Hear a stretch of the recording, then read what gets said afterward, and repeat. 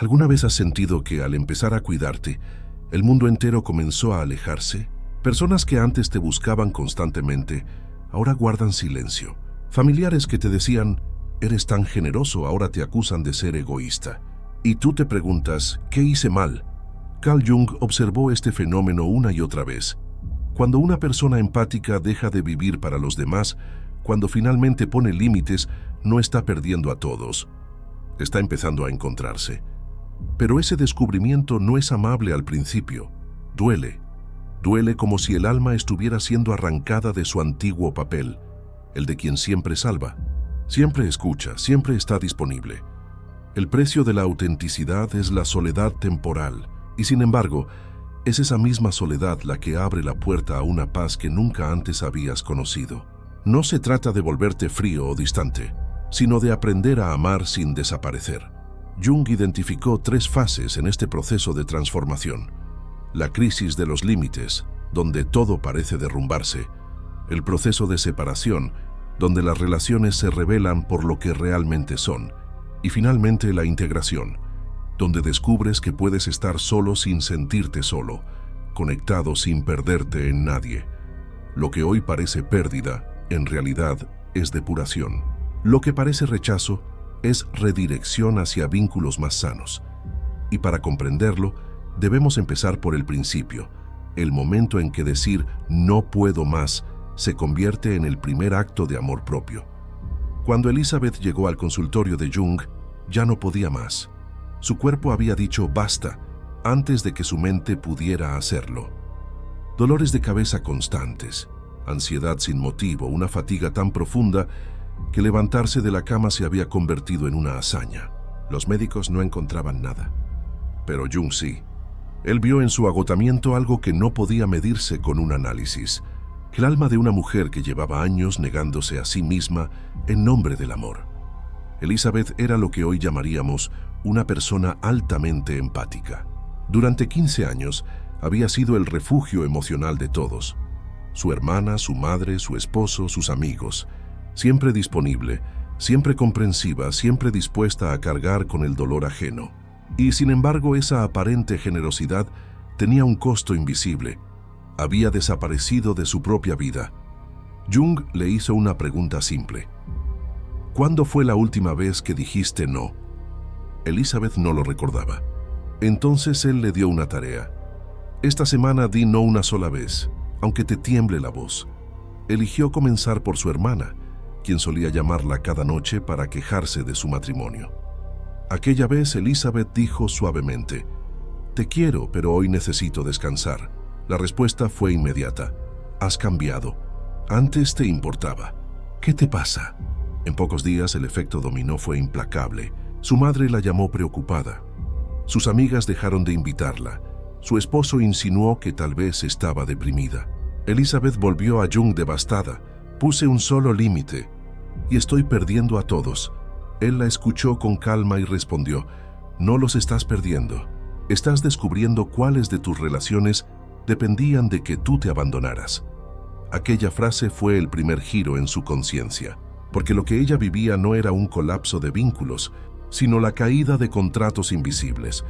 Yo me sacrifico y tú me aceptas. Yo te salvo y tú me necesitas. Yo no me quejo y tú lo llamas amor. Y así comenzó su verdadera transformación. Entender que poner límites no destruye el amor verdadero, lo purifica. Después de aquel primer no, Elizabeth comenzó a ver con una claridad dolorosa lo que antes no podía ver. Cada relación a su alrededor estaba sostenida por acuerdos que jamás se habían dicho en voz alta, pero que todos daban por hechos. Era como si al pronunciar una sola palabra, no, la luz se encendiera en una habitación llena de espejos rotos. Su hermana empezó a llamarla más seguido, insistiendo con tono de reproche.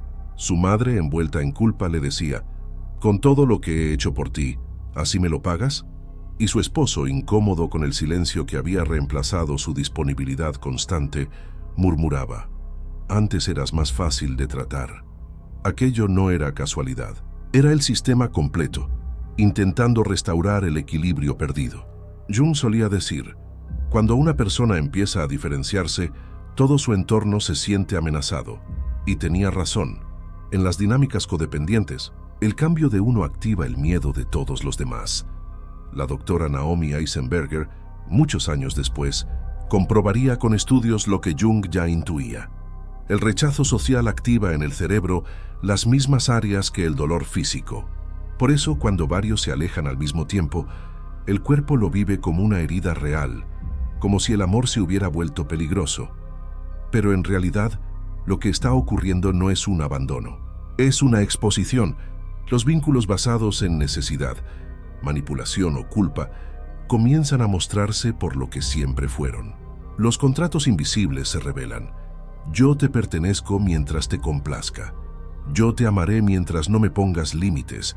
La exposición no destruye las relaciones auténticas. Las depura. Lo que se quiebra no es el amor, sino la ilusión de que debías desaparecer para merecerlo. Y en esa grieta, aunque duela, empieza a entrar la luz. Una vez que la verdad queda expuesta, comienza la etapa más difícil, el test. Es el momento en que las personas que más se beneficiaban de tu disponibilidad incondicional intentan, consciente o inconscientemente, que vuelvas a ser quien eras. No porque deseen tu mal, sino porque tu cambio amenaza el equilibrio del sistema. Elizabeth lo vivió en carne propia. Su hermana, incapaz de aceptar el nuevo límite, pasó de las quejas a la insistencia. Llamadas más frecuentes, mensajes urgentes, visitas inesperadas. Cuando ella no respondía, aparecía en su puerta con lágrimas y reproches. Su madre se sumó al coro, diciendo que la familia estaba preocupada por su actitud, y su esposo, que antes admiraba su fortaleza, comenzó a castigarla con silencios, con frases veladas como «ya no eres la misma». Era el clásico patrón del test: escalada, reclutamiento, manipulación emocional. El entorno crea pequeñas crisis para obligarte a regresar al viejo rol, el de la salvadora, la que nunca dice que no, la que mantiene la paz a costa de sí misma. Florence Nightingale escribió algo similar tras volver de la guerra de Crimea. Había descubierto su voz y su propósito, pero su familia insistía en devolverla al papel de la hija obediente. Cada vez que establecía un límite, alguien en casa enfermaba o se mostraba ofendido. El sistema encontraba la forma de recordarle cuál era su lugar. Jung enseñó a Elizabeth una distinción crucial: puedes sentir compasión por su dolor, sin hacerte responsable de él. Esa frase se convirtió en su ancla, porque el test no se supera resistiendo desde la frialdad, sino desde la empatía consciente. Se trata de mantener el corazón abierto, sin volver a cruzar la frontera del autoabandono. Cada vez que Elizabeth sostenía un límite sin ceder, algo dentro de ella se fortalecía. La culpa seguía allí, sí, pero ya no la dominaba. Comprendió que el verdadero amor no nace del sacrificio, sino de la presencia auténtica. El test no busca destruirte, busca confirmar si tu cambio es real. Y cuando logras mantenerte firme sin cerrar el corazón, el sistema deja de tener poder sobre ti. Superar el test no significa que todo se acomode de inmediato. De hecho, es aquí cuando ocurre lo más doloroso. Algunas relaciones se transforman y otras terminan para siempre. Jung llamó a esta etapa la separación y advirtió que es una de las pruebas más solitarias del camino hacia la individuación. En los meses siguientes, Elizabeth vio cómo su círculo se reducía drásticamente. Su esposo, tras semanas de frialdad, una noche rompió el silencio y preguntó con lágrimas en los ojos: ¿por qué me enfada tanto que empieces a cuidarte? Aquella pregunta lo llevó a terapia, y juntos iniciaron una nueva forma de estar en pareja. Dos adultos completos, no uno salvando al otro. Su madre, en cambio, nunca llegó a comprender del todo. Decía en las cenas familiares: antes eras tan fácil, ahora todo tiene que ser a tu manera. Y sin embargo, poco a poco aprendió a adaptarse. Aceptó que las llamadas nocturnas ya no serían respondidas, que las visitas debían planificarse, que su hija tenía derecho a su descanso. La relación perdió intensidad, pero ganó respeto. Su hermana fue la más resistente. Cada no lo interpretaba como un rechazo. Probó con culpa, con silencio, con enojo, hasta que un día envió un mensaje final: «Ya no sé quién eres», y desapareció. Elizabeth lloró, pero comprendió algo esencial. Esa relación siempre había sido de una sola dirección. Ella daba, la otra tomaba. No había equilibrio, solo necesidad. Jung le dijo entonces, lo que llamas pérdida es en realidad claridad. Y tenía razón. El vacío que quedó no era castigo, era espacio. Espacio para vínculos más verdaderos, para amistades recíprocas, para una vida en la que el amor ya no exigiera que ella se borrara. La separación dolió, sí, pero era el dolor de una piel que muda para permitir el crecimiento. Después de tantas pérdidas, Elizabeth experimentó algo que muchos confunden con paz, pero que en realidad es el eco del miedo, el impulso de aislarse. Había aprendido a decir no, había dejado atrás a quienes la drenaban, pero también comenzó a cerrarse a casi todos. Era como si temiera que cualquier vínculo la devolviera al pasado. Jung reconocía ese riesgo. En 1928, trató a un hombre al que llamó Heinrich, que había recorrido un camino similar. Después de liberarse de su familia tóxica, Heinrich decidió cortar todo contacto, no solo con sus padres y hermanos, sino con colegas, amigos e incluso con su pareja.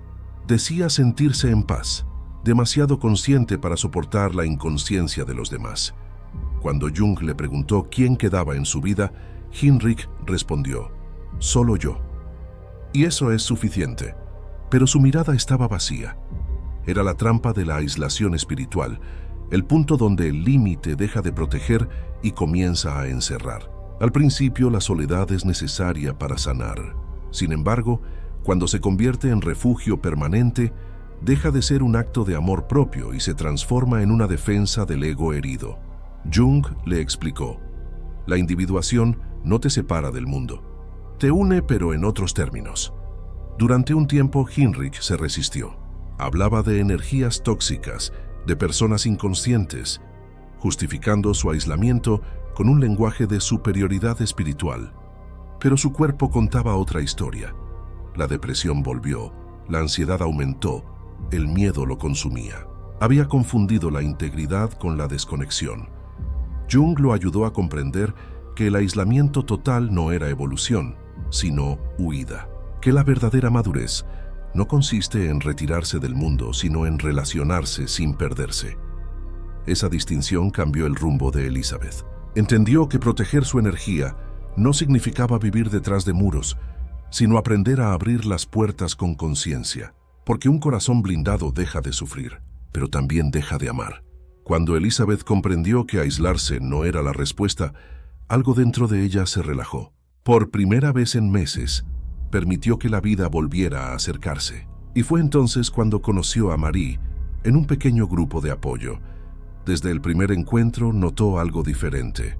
Marie escuchaba sin interrumpir, sin ofrecer consejos no pedidos, sin hacer del dolor ajeno un escenario propio. Cuando compartía sus propias luchas, lo hacía con responsabilidad, sin esperar que nadie las resolviera por ella. Era una relación ligera pero profunda. Un día, al invitarla a tomar un café, Marie dijo, «Puedo quedarme solo una hora, luego tengo terapia». Elizabeth sintió algo inesperado, alivio. Nadie la estaba exigiendo. Por primera vez, la presencia de otra persona no implicaba carga. Así comenzó una amistad basada en algo que Jung llamaría reciprocidad consciente. Dos seres completos que se eligen desde la autonomía. Cada una mantenía su espacio interno intacto, sin miedo a perder al otro por ser auténtica. Cuando Elizabeth le ofreció ayuda con un proyecto, Marie respondió con gratitud, pero también con límites claros. «Gracias, pero puedo manejarlo. Quizás podamos trabajar juntas otro día». Esa simple frase era un espejo. Mostraba lo que Elizabeth estaba aprendiendo a hacer consigo misma. Con el tiempo, entendió que la reciprocidad tiene tres pilares. Claridad emocional, donde cada uno se responsabiliza de sus sentimientos. Comunicación honesta, donde se habla sin manipular. Y autonomía sin culpa, donde estar disponible es una elección, no una obligación. Elizabeth desarrolló un hábito que llamó su auditoría de límites, una revisión mensual de cada vínculo. Se preguntaba, ¿esta relación respeta mis límites? ¿Me siento nutrida o drenada después de cada encuentro? ¿Existe un intercambio equilibrado de cuidado y apoyo? Si las respuestas eran negativas, sabía que era hora de reajustar, no de romper. Así comenzó a tejer una nueva red humana hecha no de dependencia, sino de presencia mutua. Fue entonces cuando comprendió algo esencial. No se trata de tener muchas relaciones, sino de tener relaciones verdaderas. Con el paso del tiempo, Elizabeth comenzó a sentir una nueva sensación interior: serenidad. No era la calma forzada de quien se aísla para no sufrir, ni la falsa armonía de quien se adapta para ser amado. Era algo distinto: la paz de estar entera dentro de sí misma, incluso en medio del mundo. Ya no necesitaba demostrar su valor cuidando de todos. Tampoco necesitaba defender su autonomía con muros invisibles. Había encontrado un punto medio, un lugar que Jung llamaría centro psíquico, donde la individualidad y el vínculo podían coexistir sin conflicto. Una tarde, mientras paseaba junto al lago, recordó la primera vez que había dicho no.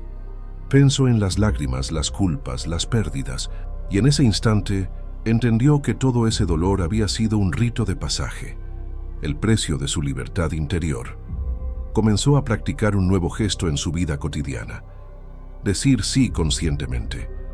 Ya no un sí automático, nacido del miedo o de la costumbre, sino un sí elegido, con presencia. Decía sí a un encuentro si realmente deseaba estar allí, sí a un proyecto si sentía que la nutría, sí a una conversación cuando tenía energía y deseo de compartir. Jung solía afirmar: no hay individuación sin relación. Lo que somos se revela en el encuentro con el otro.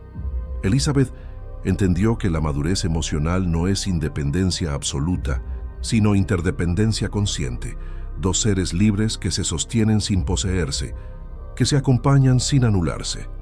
Su círculo social era más pequeño que antes, pero infinitamente más genuino. Y por primera vez el amor no dolía, porque ya no era transacción ni sacrificio, sino un intercambio de presencia. La integración no fue un final, sino un comienzo. Una nueva forma de vivir, donde cada vínculo se convirtió en un espejo, no para perderse en el otro, sino para reconocerse más profundamente en sí misma. El día que Elizabeth volvió a ver a Jung, ya no era la misma mujer que había llegado agotada y rota. Su voz tenía firmeza, sus gestos eran tranquilos. No hablaba desde la herida, sino desde la conciencia. Le contó sobre las pérdidas, sobre los nuevos vínculos, sobre la calma que ahora la habitaba. Jung la escuchó con una sonrisa leve y dijo: lo que antes te destruía no ha desaparecido, solo dejó de dominarte. Aquella frase resonó en ella como una campana. Comprendió que la verdadera madurez no consiste en no sufrir, sino en saber sufrir con sentido. Que la vida no se vuelve más fácil, pero sí más transparente. Durante mucho tiempo había creído que amar significaba entregarse por completo, hasta el olvido de sí misma. Hoy sabía que el amor más puro nace de la integridad, de poder decir sí sin miedo y no sin culpa. En su diario escribió una última reflexión: durante años me perdí en los demás buscando amor.